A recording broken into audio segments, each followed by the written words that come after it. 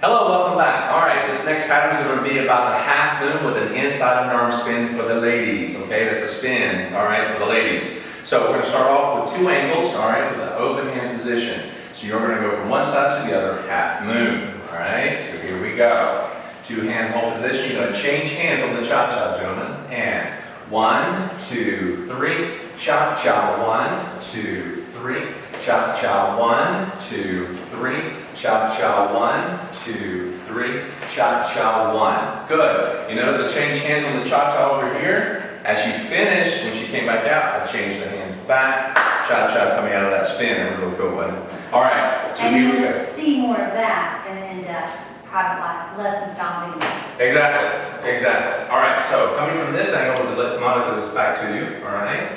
Ready? And 1, 2, 3, cha-cha, 1, 2, 3, cha-cha, 1, 2, 3, cha-cha, 1, 2, 3, cha-cha, 1. Good. So you can see how that works there, yeah? So again, like Monica was saying, if you need more information to break it down to you, go to the private lesson style videos. And ladies, if you want to improve your spins, go to that spins drill. All right? So go practice and then come on back for the next pattern.